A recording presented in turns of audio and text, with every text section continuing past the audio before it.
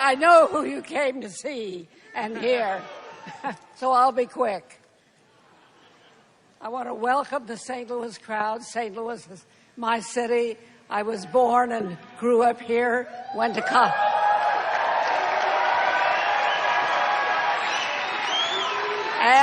And went to school and college in St. Louis.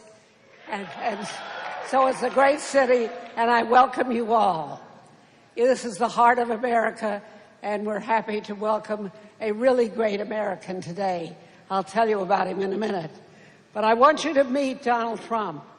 He's a He's been. I had the chance to meet with him a couple of minutes ago, and I asked him to stand by the Republican platform because we have the best conservative platform we've ever had, and he endorses it. He will stand by it. He is a real conservative, and I ask you to support him.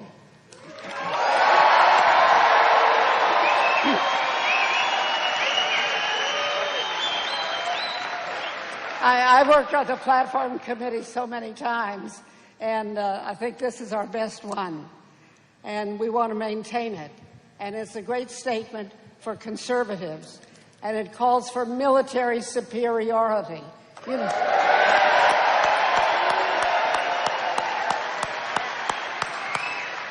know, Obama doesn't want us to be superior. He wants to be like everybody else.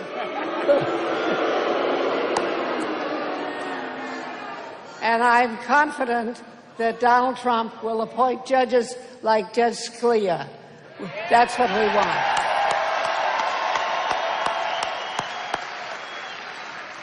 So, and I think he has the courage and the energy.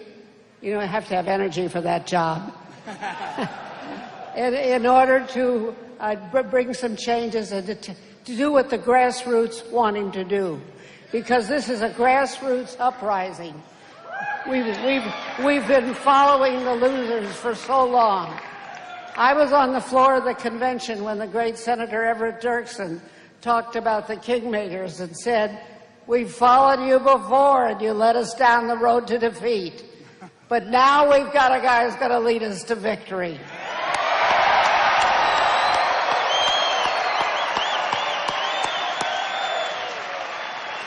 And it's great that he has the endorsement of the best guy in Congress, who's Senator Jeff Sessions, who knows all about the immigration issue. Donald Trump is the one who has made immigration the big issue that it really is, because Obama's trying to change our country. He's trying to fundamentally transform our country, and we don't want him to do it. To introduce him now. All right. They're ready for him now, and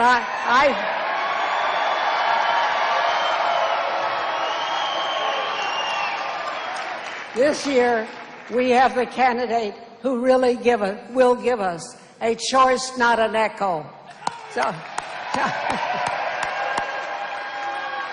So please give a big St. Louis welcome to Donald J. Trump.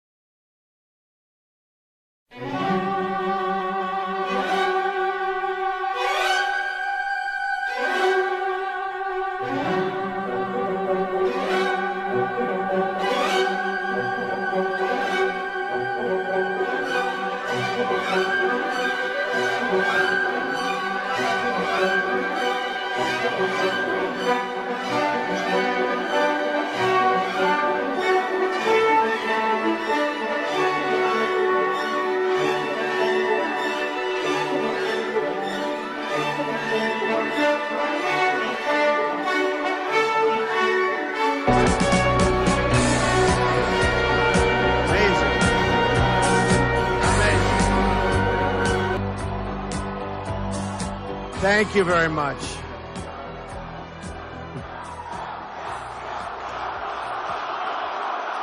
Thank you. Thank you.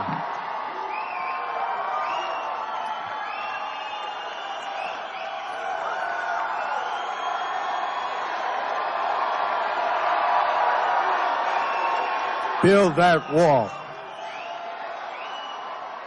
Thank you very much. So, I know, did anybody watch the debate last night, huh? Oh, they are getting ratings on these debates. You know, those debates used to die. They used to die. They were called the ratings graveyard.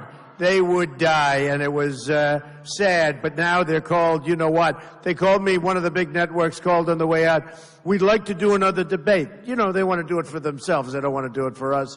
And they want to have 2 more debates. I said, maybe let's just put the debates away. We've done just fine. But we've had a good time doing them, and it's been, I guess it's been very helpful because we're leading in every single poll, so I think that's good. Been amazing. We won't disappoint you. I tell you, we won't disappoint you. We are going to do a job. Speaking of that, by the way, I will disappoint you if you don't get out on Tuesday and vote, because it won't happen, okay? So we really need it. Missouri. Good football teams. Those college teams are good, huh? What are you going to do this year? I think pretty good stuff, huh? Came from nowhere. I'll tell you what, good. Maybe I'll have to get, you vote a big one for me, I'm coming to one of those games, okay? Yeah, on Tuesday we have to get out and vote, folks. Without that, it's all not going to happen. Sit down. We'll be here for a while. We got plenty of time. We've got a lot of time. We've got a lot of time. I want to thank you for being here. You know, outside, I don't know if you know, so maybe somebody wants to give up their seat because they're kind. But outside, there are thousands and thousands of people trying to get in. And we have a second hall, which is filled. And I can only say I wish we could have had a larger place, but this is beautiful. I will say that. I want to thank Phyllis. She's a great lady. This is a great, great lady. Very exceptional.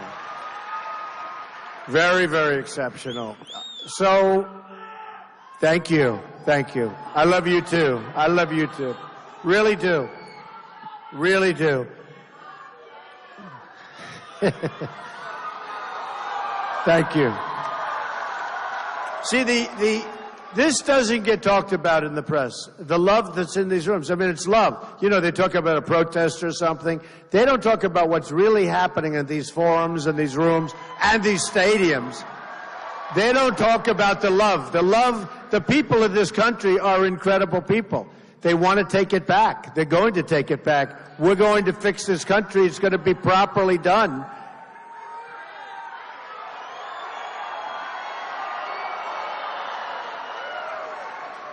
And you know, a couple of incidents you saw where there's a lot of enthusiasm, folks, a lot of enthusiasm. And frankly, you know, not angry people. We're not angry people. I'm not an angry person. You're not angry. But we do get angry when we see the stupidity with which our country is run and how it's being destroyed. Stupidity. When we look at the Iran deal, where we give a terror nation $150 billion, they're spending it everywhere but us. I don't know if you know, they've gone out, they've ordered missiles from Russia. Didn't know they were supposed to be ordering missiles. They ordered missiles from Russia. They tested missiles last week, and everyone was surprised. I mean, I assume they're in default of their agreement. We don't call anybody in default. John Kerry should have walked 4 times out of those meetings. Should have walked 4 times. And he would have either had no deal, which would have been better than this, or he would have had a good deal. But he should have walked 4 times out of those meetings. Should have started out the first day with a walk when they wouldn't give our prisoners back, because you don't get them back the way we got them. You get them back before you start negotiating, folks. So,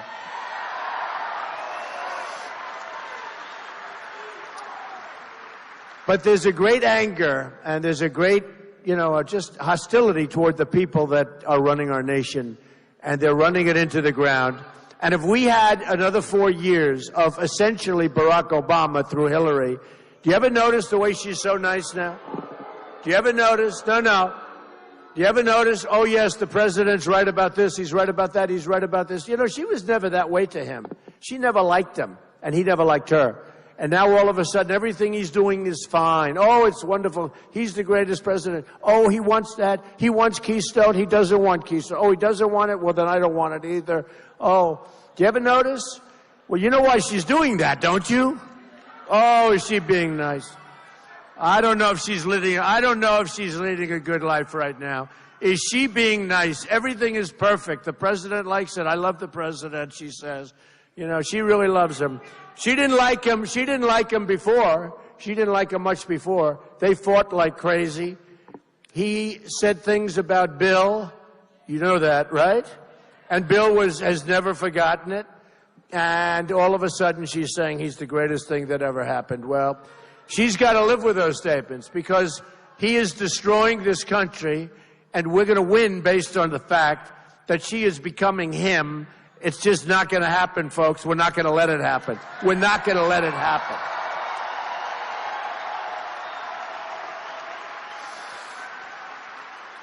So, you know, when I originally started on June 15th, June 16th, I said, we got to do it. I didn't want to do it. I don't want to do this.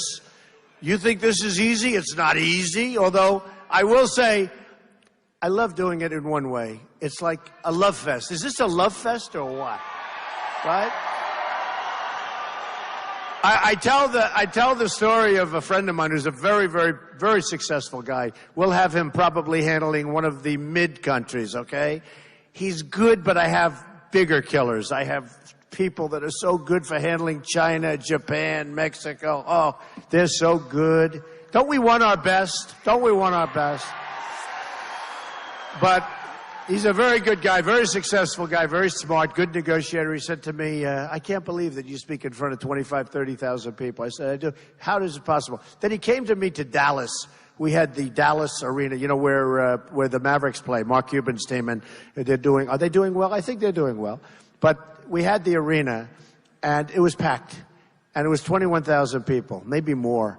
And so I'm talking, and it was like an amazing day. The place was going crazy. It was going wild. And he came to me and said, how do you do that? And I said to him, I never even thought of it. He said, it must be really hard. He said, if I have to speak in front of 20 people, it's like a big deal. And I said, you know what? There is such love in these arenas, in these places that I go. It's true that it's easy to do. It's actually easy.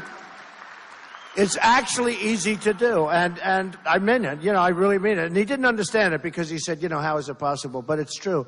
There is such love in the arena. And I don't have teleprompters, right? I don't have teleprompters.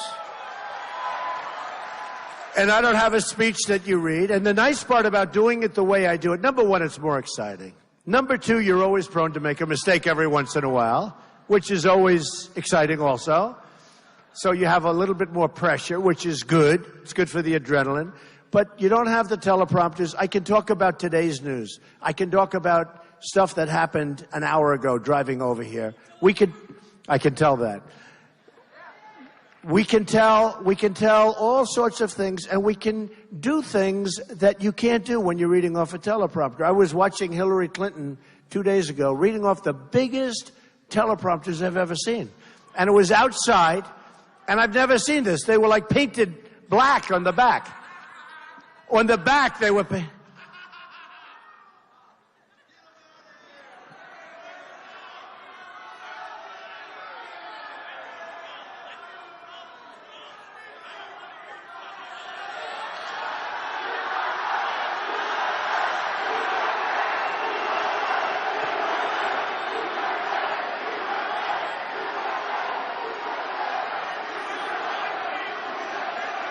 Get him out of here. Get him out. Get him out of here.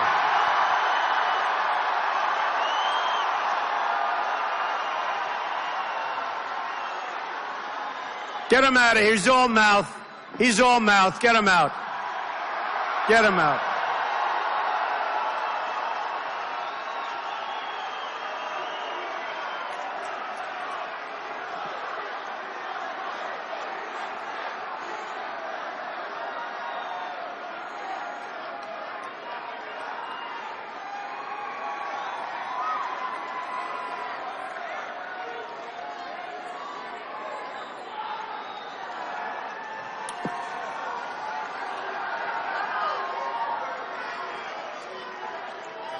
Isn't it great to be at a Trump rally, really? Why? It's more fun. Troublemaker. These are troublemakers. Look. Do you notice they're singles? There's very few of them, but they're singles, and they go into one location. There'll be some at other locations, and they'll scream a little bit. We'll have to stop for a couple of minutes. We'll have a good time. We'll have a good time. And, you know, I always say, The cameras now, look at all those cameras back there. Who has that? Look at all those red lights. That means you're on live television. Hello, cameras.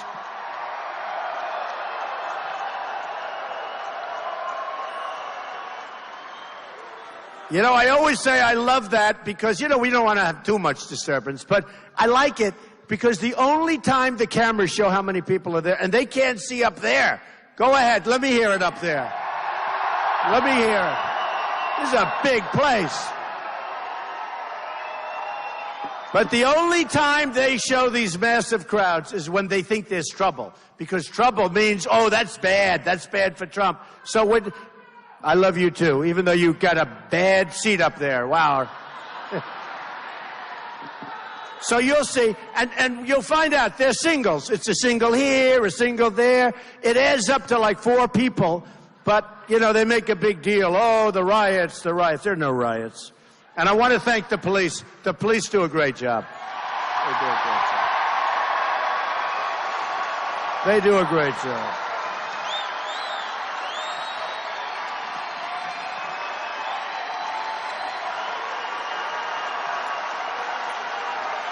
Thank you.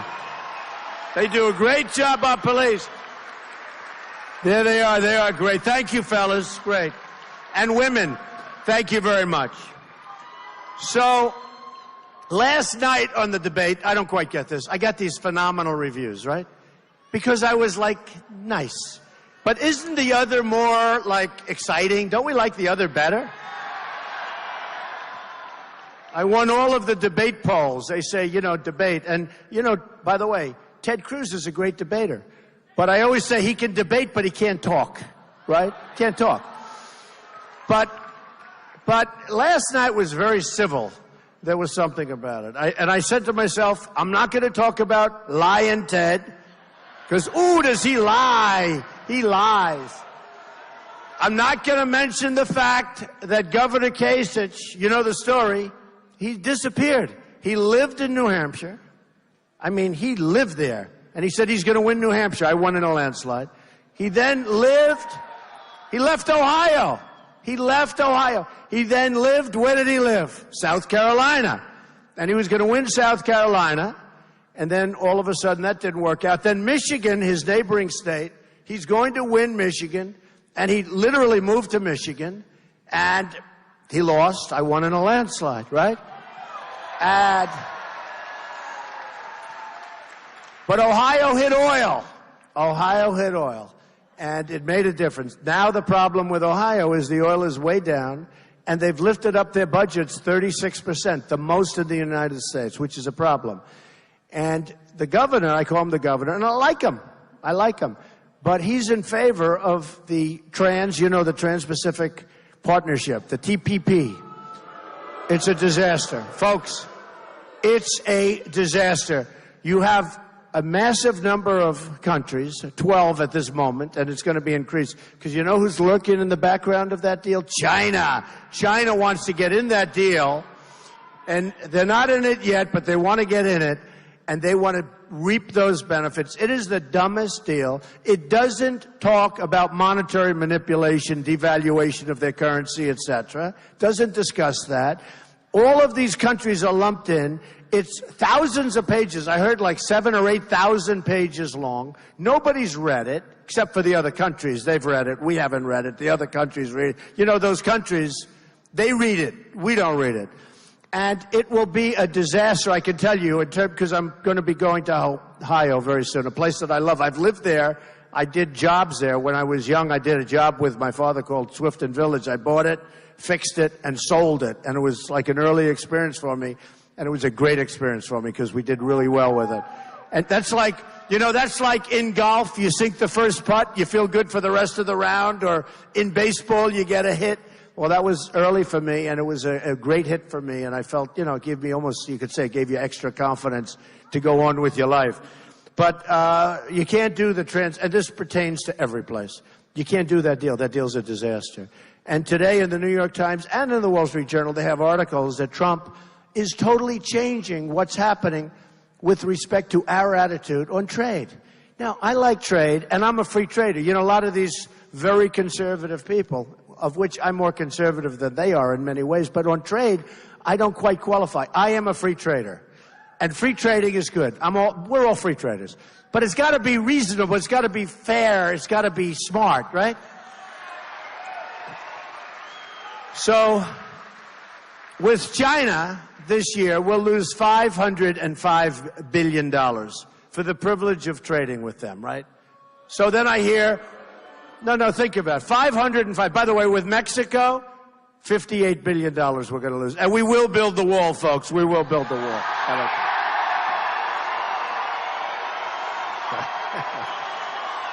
We will build the wall. 100%.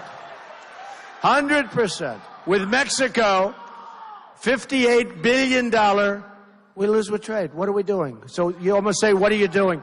And then the politicians up here say, you can't get Mexico to build the wall. Do you ever notice, even last night, Cruz was saying, and actually Marco didn't say it, but Cruz was saying about the wall. Now it's like routine. He said, yeah, and we're going to do this, we're going to build the wall. Where did that come from? Where did it come from?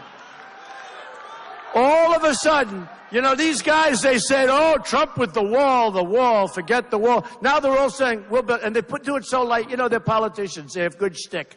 They do it nice and lightly. We're going to do this, we're going to do that. We'll build the wall. Very important to build the wall. And on to the next subject. You know, they're a little embarrassed.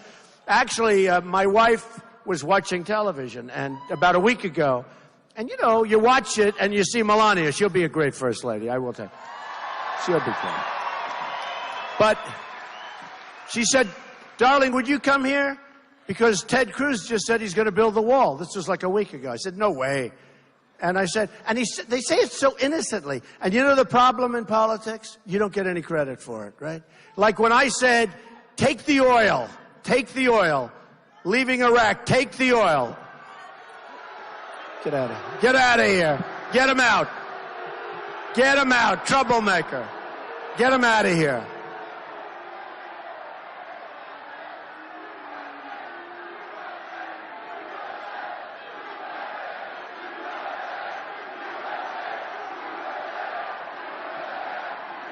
Just another single. He's a single. Yeah, get him out. Good, thank you. Boy, that was quick. He got out quick. Big mouth.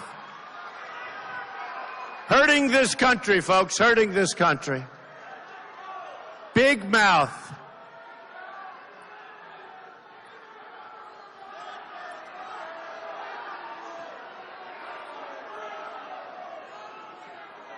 Yeah, get him out.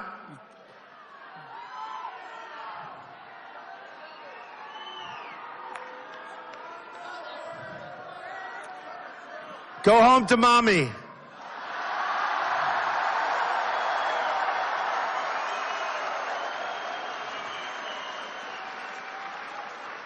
Another single.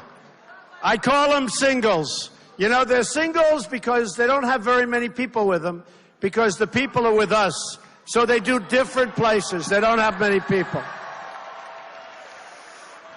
So anyway, so on the wall, so what happens is the politicians, who are all taken care of by the special interests, by the way, they're all taken care of by the special interests. So the politicians come up and they say, you'll never get the wall built. Yeah, thank you, officer. And by the way, for the press, the officers are being very gentle. Very gentle. Very gentle. See, nowadays we have to say that, right? We have to be politically correct. Oh, please don't hurt them. They're allowed to get up and interrupt us horribly, and we have to be very, very gentle and very gentle. They can swing, they can hit people, but if we hit them back, it's a terrible, terrible thing, right?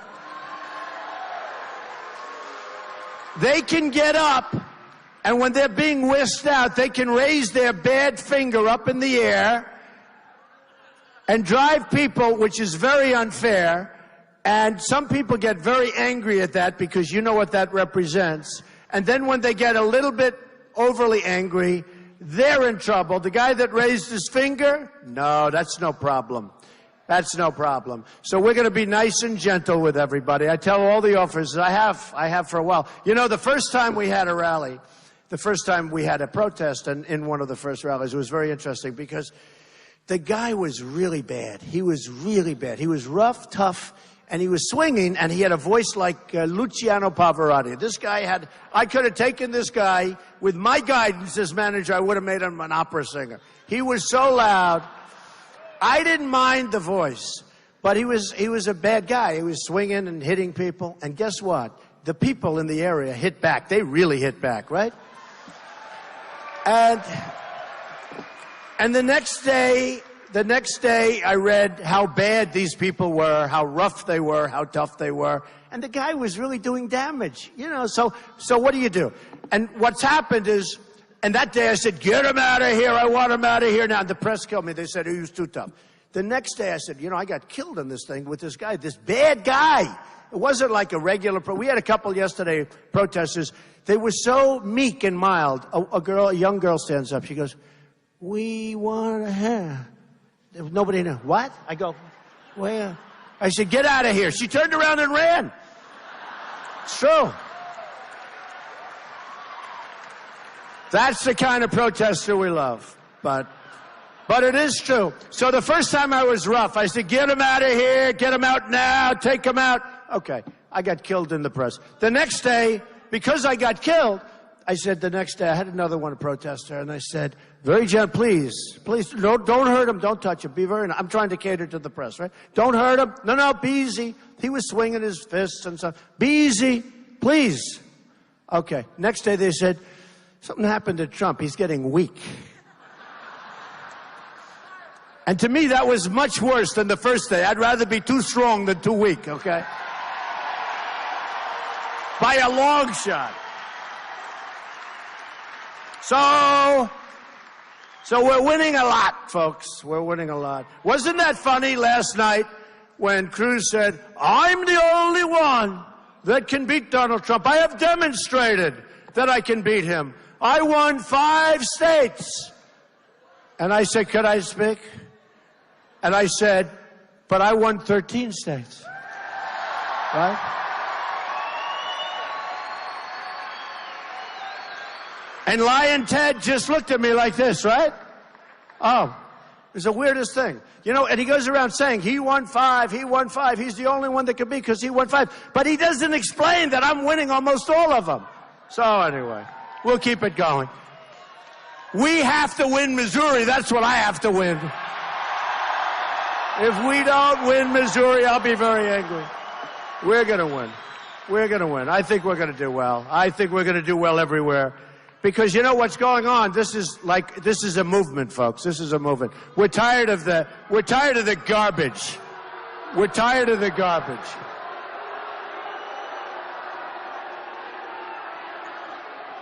Yeah, get him out of here. Get him out. Get him out.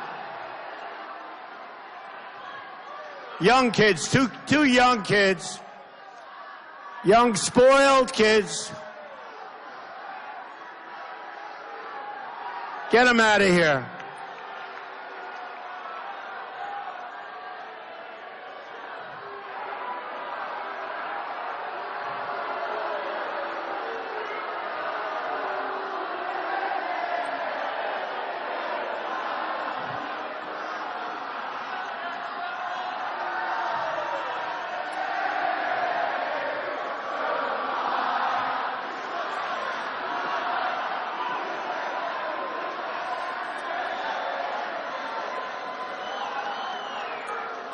Well, I'll tell you this, they are all writing about us, folks, and they're saying there's nothing like a Trump rally, okay? Nothing. There is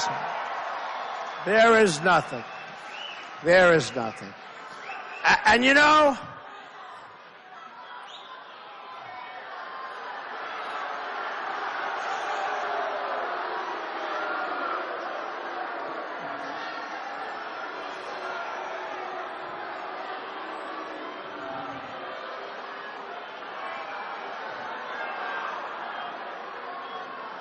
terrible.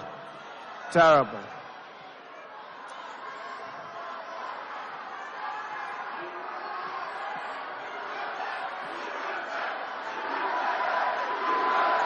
USA, USA, USA.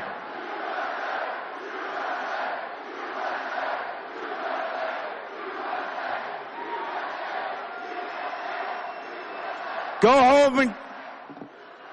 home and get a job. Go home, get a job. Get a job.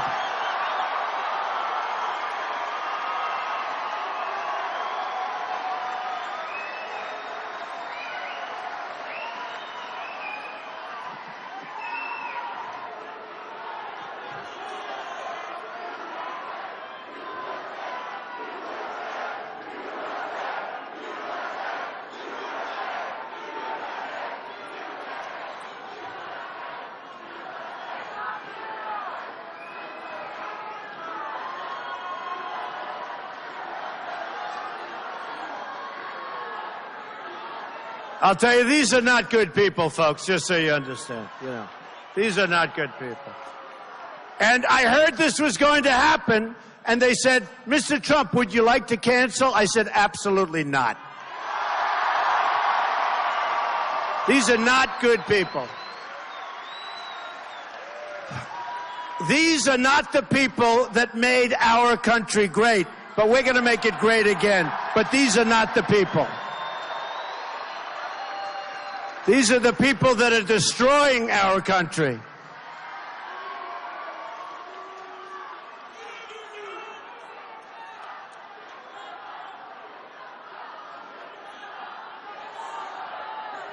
All right, you get them out. Get them out. Come on, let's go. Get them out.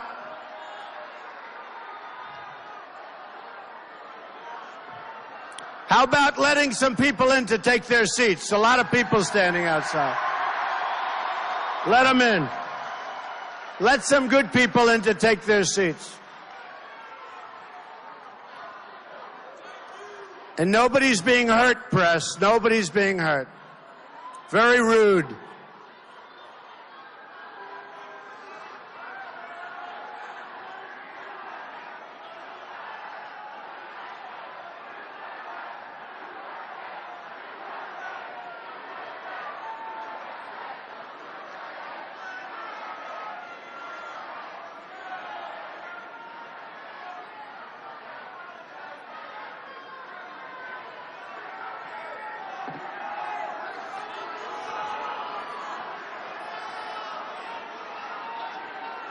Did they get him out?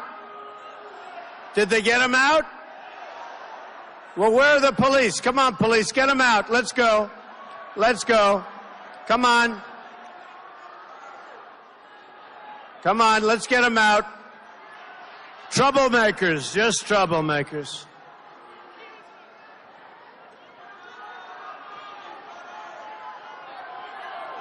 Come on, get him out, police, please. Let's go.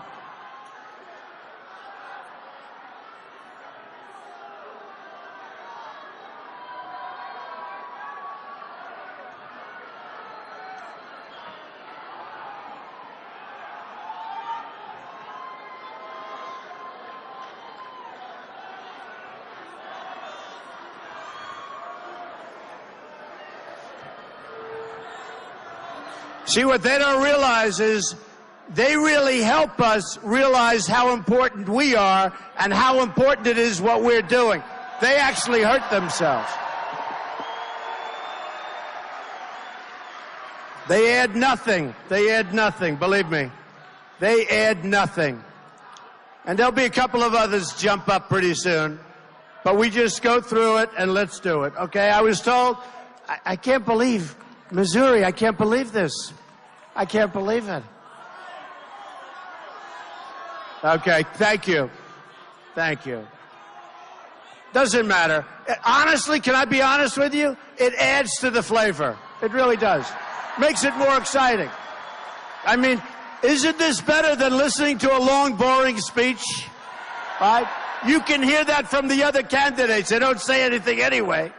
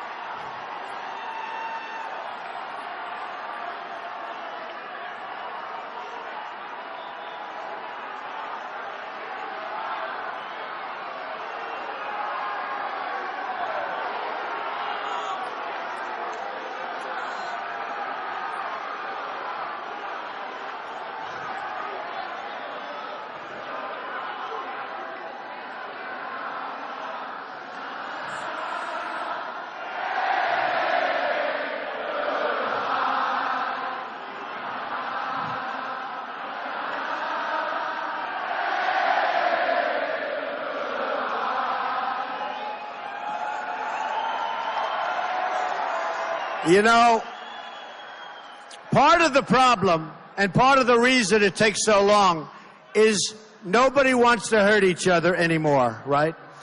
And they're being politically correct the way they take them out.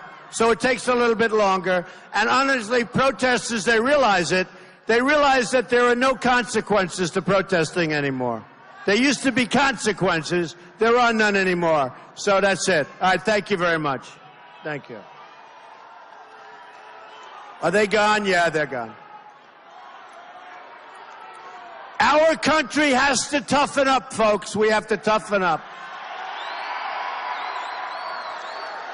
These people are bringing us down. Remember that. They're bringing us down. No reason for it.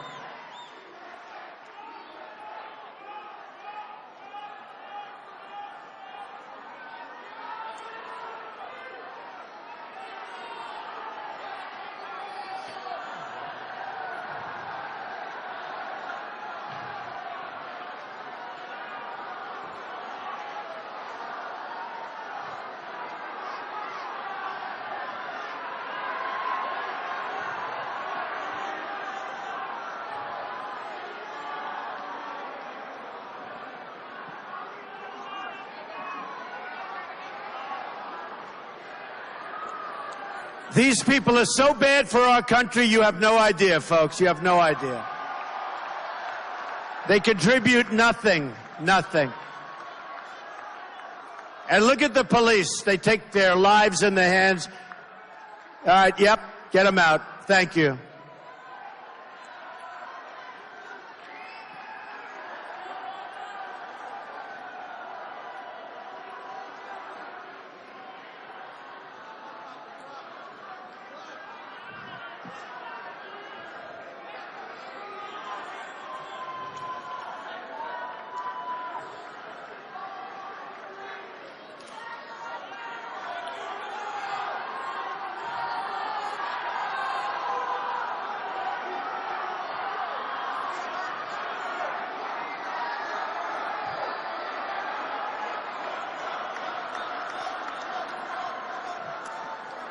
Are they out?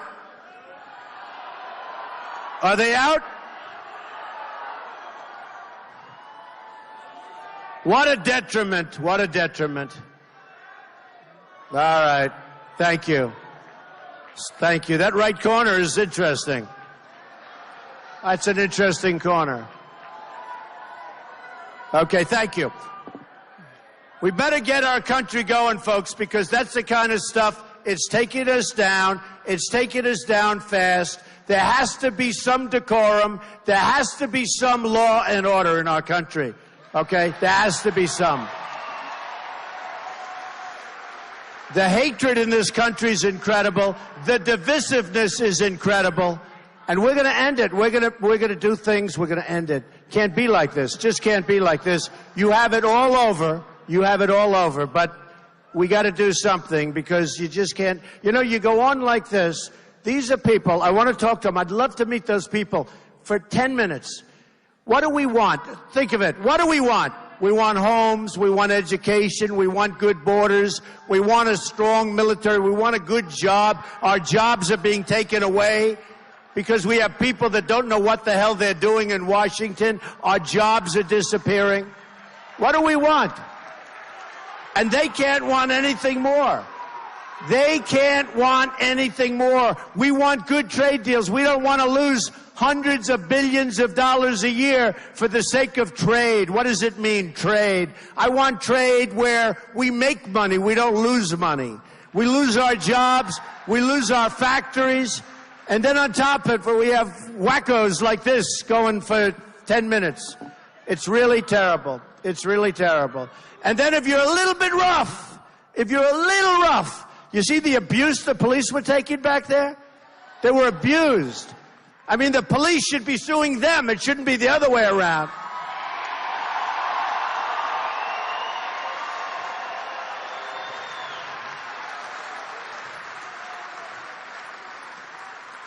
And these people in the media, the most dishonest human beings on earth, they are the worst. They are the worst. So what they'll do is they'll take 10 minutes worth of clips of that, And if one policeman accidentally moves a finger and touches this wise guy, it's like, oh, that's the worst thing I've ever seen. And yet the police are being abused for 10 minutes, okay? Give me a break. Give me a break. We better toughen up, we better smarten up, and we better stop with this political correctness because it's driving us down the tubes.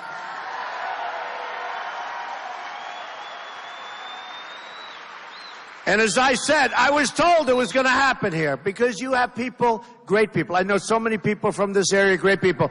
But you have people that aren't so great. Get them out. Get them out. Watch the same guy trying to come back, right? See that? In the old days, they didn't come back, I can tell you that. They were gone. They were taken out, they were gone. But I have to say, honestly, seriously, this is more exciting than having like a speech, right? And we'll still have the same speech, it just takes a little bit longer, you know. So look, one of the reasons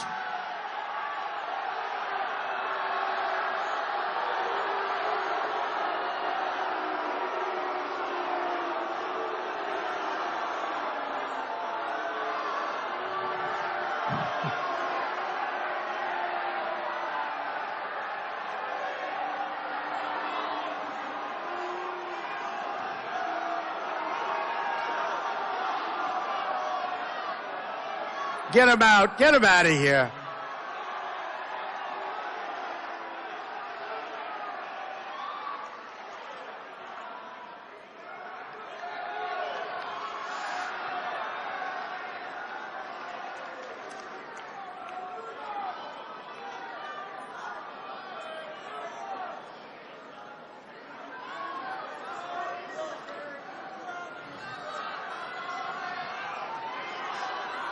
Thank you. It would be so nice. It would be so nice. I won't say what's on my mind, folks. It would be so nice. I won't say it. I refuse to say it. I'm a nice person. I refuse to say it.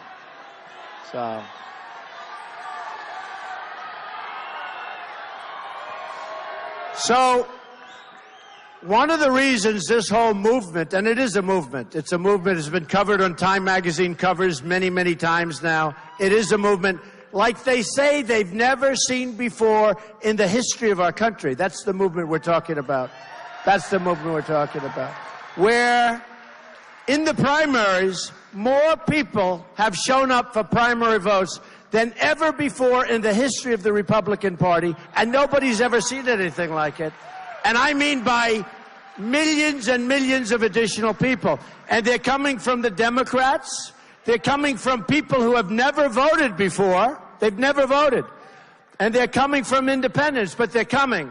And in South Carolina, no matter where we go, we had numbers 102% more than 4 years ago. We have numbers, I guess it averages 65% more, but that represents many millions of people. And if the Republican so-called establishment is smart, they will embrace it because there's no way we can lose. There's no way we can lose. There's no way we lose. And I'm beating Hillary in the polls, but in certain polls, but I will tell you, those polls are not giving us justice because I'll tell you what, those polls are phony polls when we're not winning every single time. We should be winning every single time. They are not accounting. Like the Wall Street Journal in South Carolina did a poll. Now, they haven't liked me, although they're starting to like me a lot more. They have two beautiful stories on the front page today, so I'm liking them a little bit better today. I shouldn't even tell the story. But they came up with this phony poll, and I was winning in South Carolina, and what happened, I was going to do great. And the day before the election, they came out with a phony poll. I was like 20 points up. All of a sudden, I was 3 points. And it was bad, psychologically bad for everybody. And they came up, Trump's going to win South Carolina. Then all of a sudden, they come up with this poll that was very close. They put it on the front page of the Wall Street Journal. Front page. They never do that. They put it on the front page. Then they came up with another national poll the next day where I was way, way down. Then they found out when I won South Carolina in a landslide, it was a phony poll. And they said, how did you get to that poll? Well, we interviewed only very, very, very conservative people. Well, I said, do normal conservatives vote? Do other people vote? Why only that? In other words, it was a phony poll. It's disgusting. NBC, Chuck Todd, NBC, Wall Street Journal. No. I never do well in the Wall Street Journal polls. It's set against me. But what they do is they do these things, and it's disgraceful. And I'll tell you what, if they accounted for all of these millions of people, don't forget, in the primaries, Hillary Clinton, look, let's face it, she hasn't got the strength, she hasn't got the stamina to be president. That I can tell you.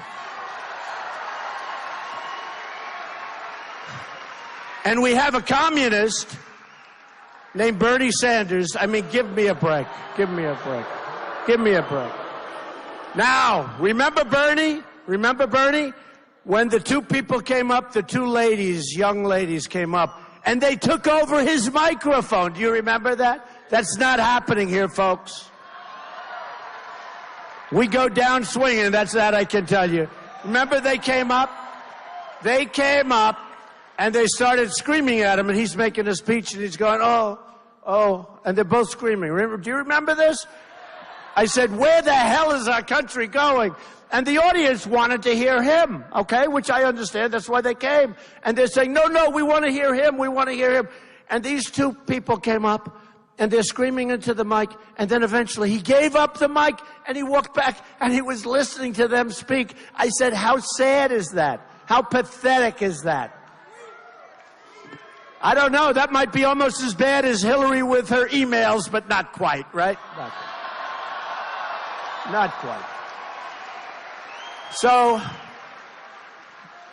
what we've done and what we're doing is we're going to make great deals for this country, because we don't win anymore, folks. We don't win. We don't even win here with protesters anymore. The protesters end up taking over, and frankly, I mean, I have to be honest. From my standpoint, it makes it a little bit more exciting. And it gives me time to think about exactly where I want to go next. It's beautiful. It's like intermission. And the guys that are near the event, they see some pretty good stuff. It's better than going and seeing, right? These guys are great. Oh, that's my group back there. That's a tough group. Hey, you didn't take much of their stuff. I see that. Hey, booming. All right, thank you, fellas. Good, I appreciate it. But was that exciting? You had a good time, right? That group was very happy. In fact, they're upset that it's over with. That's what happened. But we don't, as a country, we don't win anymore at all. We don't win with our military. It's really, I mean, it's sad. We can't beat ISIS, right? We can't beat ISIS. We don't win at trade. We lose to everybody at trade. At trade, we lose to everybody. We can't win with health care. Obamacare is a disaster. We're going to repeal it and replace it. We're going to repeal it and replace it with something great. Less expensive and far better. Where you have your plan, you have your doctor, you're going to keep money, you're going to go out and negotiate your own deals with doctors, because otherwise it's going to run away. It's going to be portable, you're going to be able to move it around. I mean, you know, the healthcare savings plans is one great idea. There's so many good ideas. There are so many. You have to get competition. We have to get rid of the lines between the states so that other companies can compete, because right now it's like monopolies in every state. We're going to have great health care. And you know the amazing thing? It's going to cost, very amazing, it's going to cost the country less, and it's going to cost the people less. I mean, how good is that?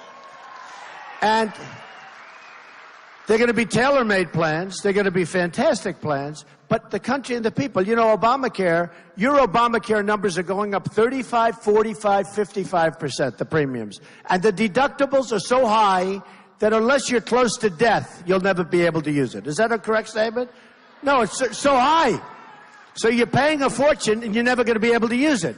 It's a disaster. Now in 17, it dies of its own weight, because all the people that they didn't want to have, not that they're bad people, but these are the people that aren't going to make the plan fund out. All of the people that they thought they wouldn't have, they're having. All of the people that can pay for it aren't going in. It's a disaster. So it's a catastrophe that's waiting to happen. By the way, Kasich in Ohio brought Obamacare to Ohio. It's a disaster, okay? And people are very unhappy about it. They're very unhappy about it. So what's going to happen is we're going to have great health care. We're going to bring education to a level that it hasn't been. We're getting rid of Common Core. We're getting rid of Common Core.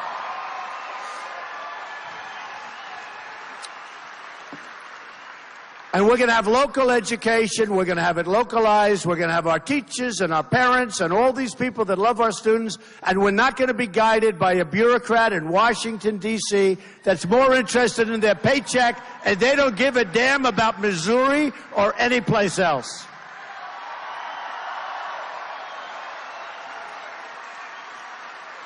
So we're going to start winning again. But I'll give it to you on trade because, you know, interestingly, when I first came down on June 16th and I said, I'm going to do it, and it looked like the Academy Awards, there were so many, look at all those cameras back there still. But they do follow us, folks. They do follow us. But with all of that, and I came down and I said, okay, and I gave the speech, and I talked about illegal immigration. And boy, did we have a thunderstorm. Is that right? Rush Limbaugh was all over the place saying he has suffered the greatest incoming of anybody in history that I've ever seen. I did. Incoming meaning from them. There was never anybody. I was excoriated. I was hit so hard from every angle. And what happened is about 2 weeks later, they started saying, well, maybe he's got a point, you know, it's really bad. And then lots of terrible things happened over the months. You had Kate, beautiful Kate, in San Francisco, was shot in the back by an animal that came over 5 times illegally. You had Jamil, whose father's a friend of mine. Jamil was killed, wonderful young boy from Los Angeles, from California. And he was killed, he was shot in the face 3 times by a guy that should have never been in this country. You had the veteran. You had a female, a wonderful woman who was a veteran, 65 years old. She was raped, sodomized, and killed in Los Angeles. And many, many more. Many, many, many more. And people started saying, you know, maybe Trump's right. Maybe Trump's right. I'm right, believe me. And you know, when I won in New Hampshire, I have a special debt of gratitude for the people of New Hampshire because they gave me that first big victory. And it was by a landslide. And I wasn't supposed to win that. You know, you had other people that were supposed to win it, and all of a sudden Trump wins in a landslide. But I'd go to New Hampshire, and you'd see these beautiful fields and these beautiful roads and trees, and everything's so beautiful, and you just don't see it. And I'd go to groups, and I'd say, what's your biggest problem in New Hampshire? They'd say, heroin. I said, heroin? It doesn't work out. You know, I mean, it doesn't look like it would be their problem. You don't think of New Hampshire and heroin. It's always the first thing. And it's heroin that comes from the southern border and comes up there, and they sell it like candy. And their kids are addicted. Their kids are badly addicted. And you have many people addicted now beyond kids. I mean, you have people that are elderly that are addicted, and it's a tremendous problem. I said, I'm going to stop it. I'm going to stop it. I promise you I'm going to stop it.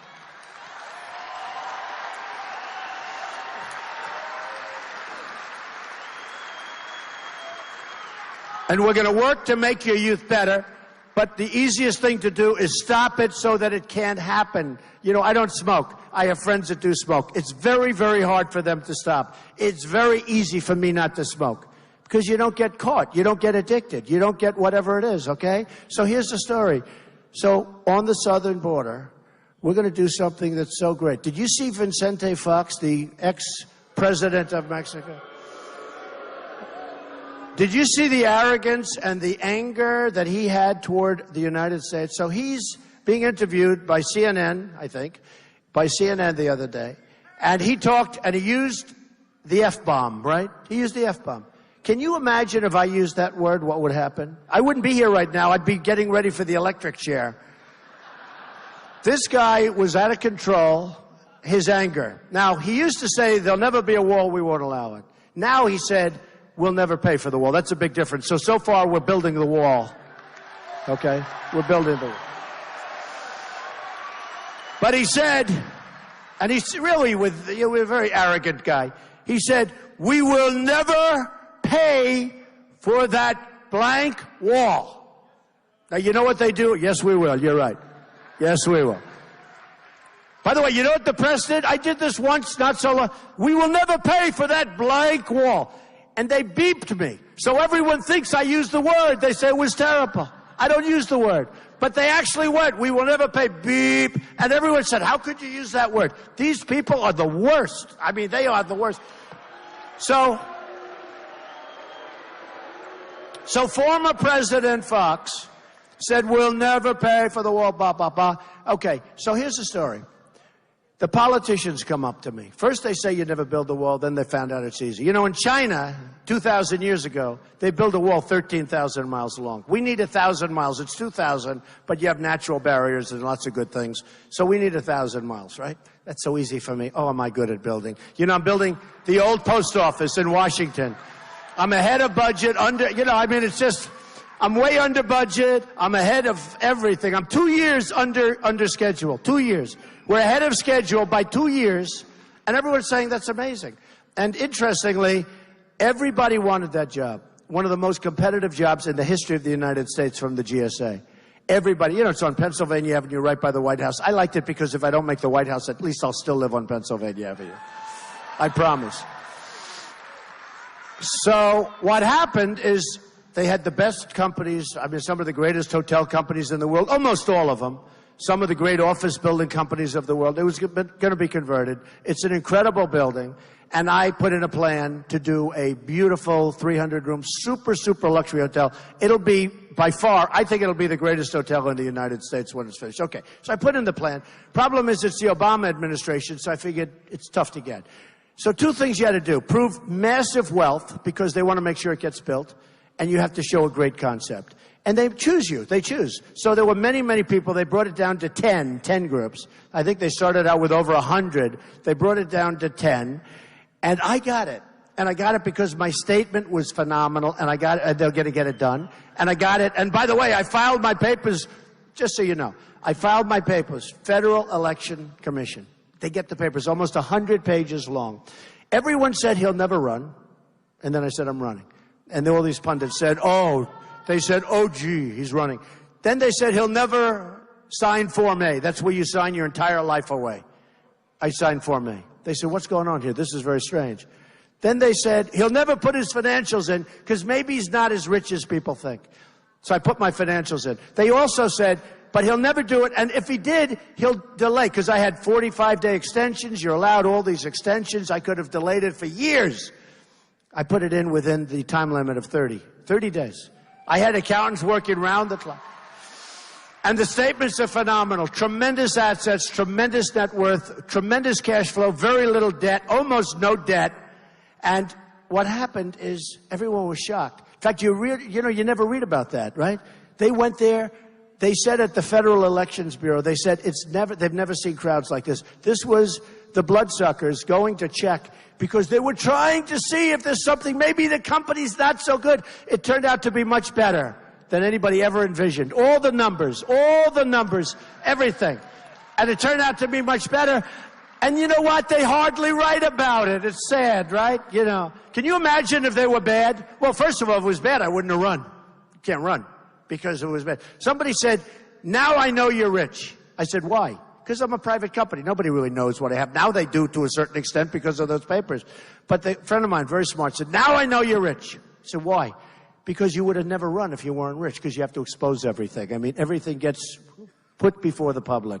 And I think that's the way. And the reason I tell you that story is this, because it doesn't matter. The happiest people I know aren't necessarily rich. They're people with great families, great kids, you know, et cetera. That's true, by the way. It's true. In fact, some of the most unhappy people, frankly, some of the most unhappy people are the rich ones. I know them too, and they are miserable, miserable people for the most part. A couple of happy ones. Like me, I'm happy, okay? But the reason I tell you that story is because, and it's very important, because that's the kind of thinking we need running this country now for a while, because our country is dead. Our country is dead. With the $19 trillion, with the tremendous deficits all over the place, we're going up to $21 trillion. We need that kind of thinking. But we need tough thinking on our military. You know, our military is really in bad shape. Our equipment's in bad shape. You know, every time we send equipment over, the enemy takes it because we give it away to our so-called people that we're fighting with, and a bullet's fired in the air and they run away. We sent 2,300 Humvees, brand new. Now, the Wounded Warriors are such incredible. They have more guts than all of us, folks, I have to tell you. But many of them were hurt driving around in unprotected Humvees, you know, where the truck blows up and they lose their legs and their arms and they just lose everything. And now we send over 2,300 Humvees, armor-plated, the most incredible things that you've ever seen, where they go, boom, and you're safe, right? The enemy has them. ISIS has them. They took them because they had a skirmish. Bullets were fired, and the people we're backing ran. They just ran. They ran away, and they gave thousands of these things to... I mean, can you imagine? When they said 2,300, I said, 2,300 in the Middle East? How do you get that many? I figured they meant 2 or 3 or 23. 2,300 Humvees. They take our rifles. A friend of mine has a son who's serving over in Iraq, actually. He's in the area. And he tells me, good guy, good kid, too. He tells me... I say, what is it? What's it like? And these are great people. I said, what's it like? He said, it's so discouraging because the enemy has better equipment than we have. They take the equipment away and they use it and they have better equipment than we have. And he says to me, it's really sad. They're using our latest models of everything. We don't have what they have because they take it away. We send it over to allies that are either dishonest with us or don't want to fight or whatever. Folks, it's all going to change. Believe me, it's all going to be smart. We're not going to take this stuff anymore. We're not going to be the stupid people anymore. So our military is in trouble. We're going to rebuild our military. We're going to make it so big, so strong, so powerful. The cheapest thing we can do, by the way, nobody's ever going to mess with us again. Nobody, okay? Because what we have... And I didn't want, and you know, they say, oh, well, maybe he did because he was speaking to Howard Stern months before we went in. And I said, you like Howard Stern, right? He's a good guy, actually. Much different than he is on radio, I will tell you. But, and he asked me before the war started, I said, well, I don't know, maybe, I don't know. Let me tell you something. I was always against going into Iraq because it was going to destabilize the Middle East. It turned out I was right for other reasons. There were no, weapons of mass destruction. We have totally destabilized the Middle East. Then Obama takes over, and when he got out the wrong way. And then I said, take the oil. So I said, don't go in. Then I said, take the oil, right? Take the oil. You've been hearing that for years. I said, look, we're there. You know, in the old days when we were a strong country, when we were respected, to the victor belonged the spoils, right? Right? We're the only country, we go into these places, whether it's Vietnam, whether it's wherever the hell we go into countries, we fight a war, we leave. What's the purpose? We spend trillions of dollars, thousands of lives, wounded warriors all over the place who we love, and we get nothing. So what do we get in Iraq? We get nothing. $2 trillion we spent. Now, we've spent $4 trillion, $5 trillion in the entire Middle East. We could have rebuilt our country. We could have rebuilt our roads. If our presidents, our great geniuses, if they would have gone to the beach, just go away to the beach, relax, go play golf, relax, we would have been far better off. I mean, frankly, Saddam Hussein was not a nice guy. But he was good at a couple of things. Number one, he was really good at killing terrorists. He would kill those people so fast. There were no terrorists. He was great at that. So we attacked Iraq, which, by the way, did not knock down the World Trade Center, just so you fully understand it. But we attack Iraq. So now it's destabilized. Now Obama comes in, and he does the same thing. He gets out. He announces when he's leaving. So the enemy says, I couldn't believe when I heard that. Now, I'm not a military man, but I do love the military. The military is great. I'm the most militaristic person in this room, believe me. So I'm sitting back, and I'm saying, General Douglas MacArthur, General George Patton, these were tough generals. He's not tough. I don't care about tough. I care about smart. They were smart. They also happen to be tough. Patton was seriously tough, right? He was so tough. He would do things to his men, and the men still said, I'll die for you, sir, I'll die for you. You know, it was a different world than it is today. So here's what happens. We have to get somebody in there. That's right. And we have them. West Point, Annapolis, all of these schools, the Air Force Academy. We have great people. We have great people, but we have faulty thinking. But we're going to build up our military. We're going to take care of our veterans. Our veterans are being mistreated horribly. We're going to take care of our veterans.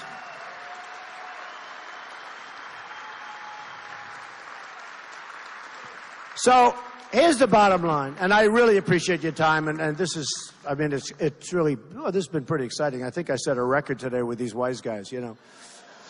But we were nice, press, see the press, the dishonest media, we were nice, everything was nice, nobody got hurt. In fact, the police were extraordinarily nice, they didn't even want to touch anybody, okay?